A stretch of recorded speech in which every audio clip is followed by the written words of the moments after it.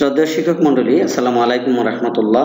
বিগত ৮ অক্টোবর থেকে সমন্বিত উপবৃত্তি কর্মসূচির কার্যক্রম শুরু হয়েছে এবং আমরা আমাদের বিদ্যালয়ের শিক্ষার্থীদের তথ্য উপাত্ত ডাটা এন্ট্রি আকারে এন্ট্রির কাজটিও অনেকেই আমরা শেষ করে ফেলেছে এবং কিছু সংখ্যক প্রতিষ্ঠান বা আমরা শিক্ষকরা যারা রয়েছি কিছু সমস্যার কারণে বা প্রশ্নের সমাধান না পাওয়ার কারণে আমরা এখনো দ্বিধাদ্বন্দ্বের মধ্যে রয়েছি। তো আজকের এই ভিডিওটিতে এমন কিছু প্রশ্ন আপনারা পাবেন যে প্রশ্নগুলো আপনাদের কমন প্রশ্ন এবং সেই প্রশ্নের উত্তরগুলো আজকে এই ভিডিওটির মাধ্যমে আপনারা দেখতে পাবেন।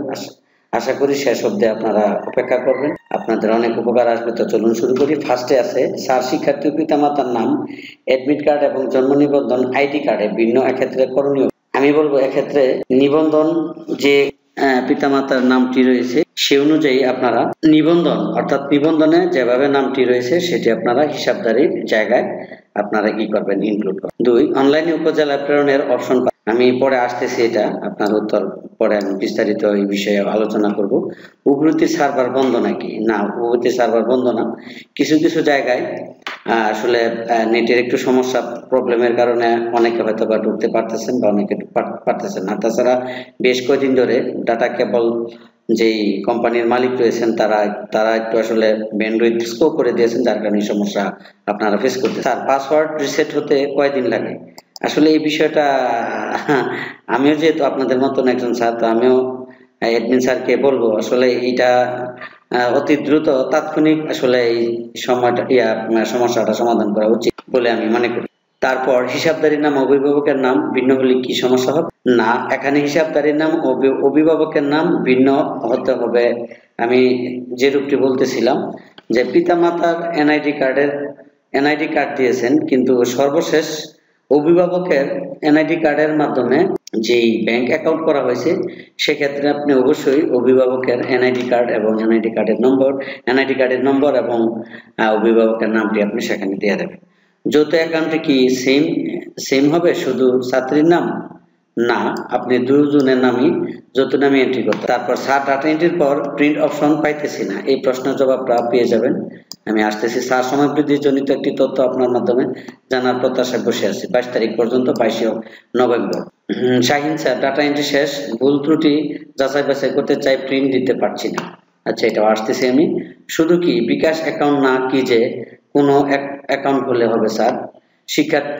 এটা কি শুধু কি বিকাশ? আসলে এটা কিন্তু আমাদের চিঠির মধ্যে উল্লেখ রয়েছে, তথাপি আপনি যেহেতু জানতে চেয়েছেন সেটি আমি বলবো।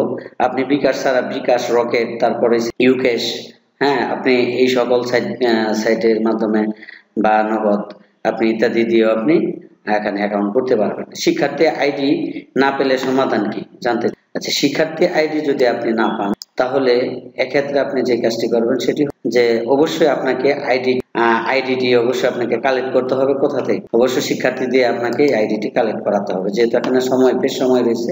কারণ আইডি ছাড়া তো আপনি তো তার এমন চুক্তি নিয়ে বসছেন না যে তাকে আইডি ছাড়া আপনাকে বৃত্তির নাম ধরিয়ে দিতে হবে, উপবৃত্তি পাওয়ার নাম ধরিয়ে দিতে হবে এমন কোন। ষষ্ঠ শ্রেণী 2020 শিক্ষার্থীর উপবৃত্তি সংক্রান্তে সমাপনী পরীক্ষার আইডি নম্বর সংযুক্ত করতে হয়, কিন্তু প্রবেশপত্র হারিয়ে পাওয়া যাচ্ছে। আসলে এই বিষয়টি আপনাকে যেই নিয়মে আপনাকে প্রবেশপত্র পাওয়া যাবে সেই নিয়মটি আগে অভিভাবকদের অবশ্যই বলবেন, আর যদি না পারেন তাহলে আপনার কিছু করার নেই। কারণ আপনি তার অর্থাৎ প্রবেশপত্রের যে রেজিস্ট্রেশন নম্বরটি সেটি ছাড়া তো আপনি তার উপবৃত্তি পাওয়াটা একেবারে যেহেতু এটা একটা ম্যান্ডেটরিতে রয়েছে। স্যার মনে করেন ছাত্রীর নাম বাবা মা নেই, অন্য কোনো লোক তার অভিভাবক, তখন কি করা? উক্ত অভিভাবকের নামই শিরোনাম হিসাবে এন্ট্রি হবে এবং তার এনআইডি কার্ডটি যুক্ত। স্যার ওই তৃতীয় অভিভাবকের আইডির অ্যাকাউন্ট হলে হিসাবের নাম ওনার নাম দিলে চলবে? অবশ্যই চলবে, ওনার নামই দিতে হবে, আর দিতে হবে ইংরেজি দিয়ে। স্যার ডাটা এন্ট্রি সম্পাদন করেছি, কিন্তু উপজেলায় পাঠানোর সিস্টেমটা কোন অপশনে আছে স্যার, এবং ডাটা এন্ট্রির প্রিন্ট কোথা থেকে করব? এটা আমি আসতেছি, অল্প কিছুক্ষণের মধ্যে প্রশ্নের জবাব পাবেন। তারপর স্যার দয়া করে তথ্য প্রিন্ট নেওয়ার ব্যবস্থা করুন, তথ্য যাচাই বাছাই করার জন্য সুযোগ করে দেন। আমি আসলে প্রশ্নটা আবারও পড়ছি। স্যার দয়া করে তথ্য প্রিন্ট নেয়ার ব্যবস্থা করুন। আচ্ছা, এটা আসতেছি, প্রিন্ট যেহেতু বলছেন অবশ্যই এটা পাবেন। বাবা মায়ের নাম সার্টিফিকেট অনুযায়ী দিতে হবে নাকি আইডি কার্ড অনুযায়ী দিতে? সার্টিফিকেট এবং আইডি কার্ড যদি মিল থাকে আপনি যে কোনো একটি আপনি দিলেই হবে। উপজেলা তথ্য পূরণের কোন অপশন নাই? অবশ্যই আছে, এটা আসতেছি একটু পরে পাবেন। এক ছাত্রের বাবা প্রবাসী, ওনার এনআইডি কার্ড নাই, মায়েরটা দিয়েছি। অন্য ছাত্রের মা মারা গেছেন 8 বছর আগে, বাবা নিখোঁজ, 5 বছর যাবৎ দাদা কে অভিভাবক হিসেবে এনআইডি কার্ড দিয়েছি। এই দুটি ছাত্রের ক্ষেত্রে কি করা যায়? দয়া করে আমাকে রিপ্লাই দিলে উপকৃত। এটা আপনি যেহেতু এখানে মায়ের এনআইডি কার্ড দিয়েছেন, অবশ্যই মায়ের এনআইডি কার্ড দিয়ে আপনাকে ব্যাংক অ্যাকাউন্ট করতে হবে এবং হিসাবদার হিসেবে মায়ের নামে আপনি এন্ট্রি দেবেন। ঠিক সেম জায়গায় দাদার নামটিও, দাদার এনআইডি কার্ড, দাদার এনআইডি কার্ডের ইংরেজি নাম হিসাবদারি নামের জায়গায় অবশ্যই দিয়ে দেবেন। তারপর স্যার আগে চিঠিতে কি বললেন আর এখন কি বললেন? হিসাবদারির নাম অলরেডি শিক্ষার্থীর নাম দিয়ে দিয়েছি। অবশ্যই আপনাকে কমেন্ট মানতে হবে, যখনই যা করে সেটা আমাদের মানতে হবে, সে অনুযায়ী আমাদের কাজ করতে হবে। স্যার আগের তথ্য অনুযায়ী হিসাবদারির নামের কলমে শিক্ষার্থীর নাম দিয়ে উপজেলায় পাঠিয়ে দিয়েছে, এখন কি করতে হবে? আপনি পুনরায় আপডেট দিয়ে তথ্যগুলো আপডেট দিয়ে আবার আপনি উপজেলায় পাঠান, কোনো সমস্যা নেই। উপজেলা আপনার 3 বার পাঠালে উপজেলা আপনাকে কিছু জিজ্ঞেস করবে। বাবা মায়ের নামের বানান সার্টিফিকেট অনুযায়ী দিতে হবে নাকি আইডি কার্ড অনুযায়ী দিতে হবে?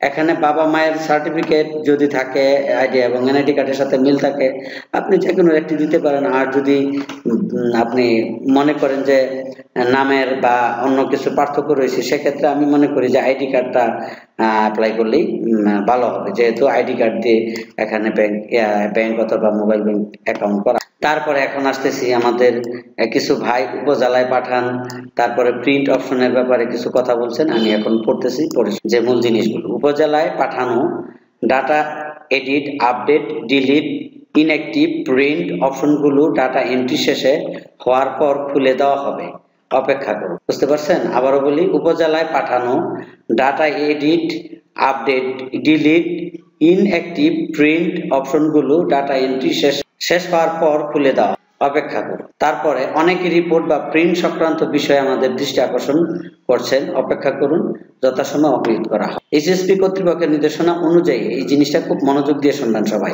এইচএসপি কর্তৃপক্ষের নির্দেশনা অনুযায়ী হিসাবদারির নাম এর স্থানে যার নামে অ্যাকাউন্ট তার নাম দিতে হবে। আবারও বলছি যে এইচএসপি কর্তৃপক্ষের নির্দেশ অনুযায়ী হিসাবদারির নাম এর স্থানে যার নামে অ্যাকাউন্ট অর্থাৎ মোবাইল অ্যাকাউন্ট তার নাম দিতে হবে। হিসাবদারির নাম অবশ্যই ইংরেজিতে লিখতে হবে। কার নাম লিখতে হবে? যিনি এনআইডি দিয়ে অ্যাকাউন্ট করা হয়েছে তার নাম ইংরেজি দিয়ে লিখতে হবে। মোবাইল অ্যাকাউন্ট বা ব্যাংক অ্যাকাউন্ট উভয়ের ক্ষেত্রে একই কথা প্রযোজ্য, দুটাতে একই কথা চলবে উপরে। যদি মোবাইল অ্যাকাউন্ট বা ব্যাংক অ্যাকাউন্ট শিক্ষার্থীর নাম হয়ে থাকে, হিসাবদারির নাম শিক্ষার্থীর নাম হবে। একইভাবে যদি অ্যাকাউন্ট পিতা মাতার অভিভাবকের নাম হয়, হিসাবদারির নাম এর স্থানে পিতা মাতা অভিভাবকের নাম লিখতে হবে। 3 জনের নয়, একজনের লিখতে হবে, যার নাম এনআইডি মানে এনআইডি করা অর্থাৎ মোবাইল ব্যাংক অ্যাকাউন্ট করা হয়েছে তার নাম দিয়ে করতে হবে। তো এই ছিল। আরো রয়েছে, হিসাবদারির নাম স্থানে কোনো অবস্থাতে শিক্ষার্থীর পিতা মাতা বা অভিভাবকের নাম ব্যতীত অন্য কারো নাম ব্যবহার করা যাবে না, এবং শিক্ষার্থীর পিতা মাতা বা অভিভাবকের নিট দিয়ে খোলা অ্যাকাউন্ট ছাড়া অন্য নিট দিয়ে খোলা অ্যাকাউন্ট ব্যবহার করা যাবে। মোবাইল অ্যাকাউন্ট বা ব্যাংক অ্যাকাউন্ট শিক্ষার্থীর অ্যাকাউন্ট নিজ নামে থাকা উত্তম, এটা আমাদের অলরেডি একটি। তো যাই হোক, এতক্ষণ পর্যন্ত আপনাদেরকে প্রভৃতি ডাটা এন্ট্রিতে কিছু প্রশ্ন তার সমাধান আমি এখন আপনাদের যতটুকু সম্ভব দিয়েছি। তো ভুল ত্রুটি হলে অবশ্যই ক্ষমা সুন্দর দৃষ্টিতে দেখবেন, কারণ ভুল মানুষেরই হয়।